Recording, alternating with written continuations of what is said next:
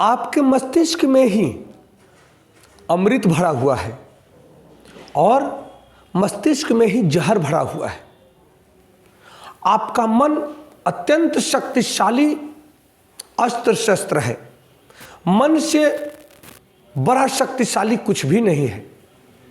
जब मन ईश्वर से कनेक्ट हो जाता है तब आपके मस्तिष्क से वह अमृत का धारा बहने लगता है, क्योंकि ईश्वरीय गुण धर्म जब आपके मन में समाहित हो जाता है तब वह मन के द्वारा सभी ज्ञानेंद्रियों और कर्मेंद्रियों को प्रभावित करता है। और ज्ञानेंद्रियां और कर्मेंद्रियां सभी ईश्वर के सेवा में लग जाते हैं। सांसारिक कार्य करते हुए भी वह सब ईश्वर का सेवा मात्र होने लगता है।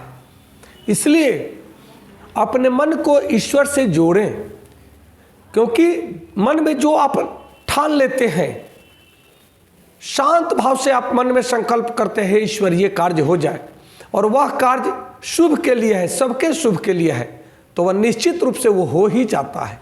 परंतु जब आप मन में गलत विचारधारा लेकर के ईश्वर से भी मांगते हैं तो वह गलत दूसरों के लिए हो या न हो, आपके लिए जरूर होगा, क्योंकि ईश्वरीय शक्ति आपको देती है, जो आप चाहते हैं वो देती है।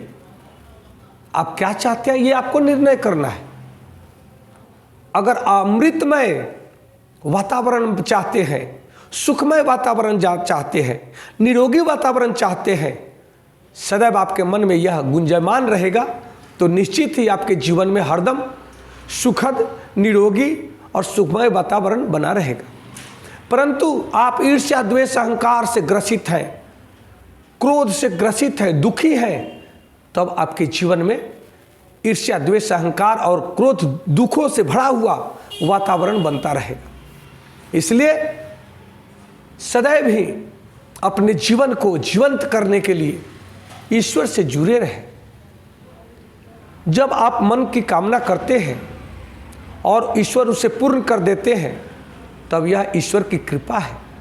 अगर कोई इच्छा आपने किया और वह पूर्ण नहीं हुआ तब भी आपको न दुखी होना है न नाराज होना है, सदैव प्रसन्न रहे और आप माने यह ईश्वर की इच्छा है, इससे बेहतर कुछ होने वाला है, इसीलिए उन्होंने इस कार्य को पूर्ण नहीं किया है। परंतु ये नहीं कि हाथ पर हाथ धर के बैठे रहे, आप ईश्वर युक्त कर्मों को करते रहे। ईश्वर युक्त कर्म क्या है? श्रद्धा, प्रेम, क्षमा, उपकार, सहयोग, सेवा की भावना से जब आप काम करते हैं, यही ईश्वरीय गुण धर्म का कार्य है। इससे सृष्टि का सृजन होता है,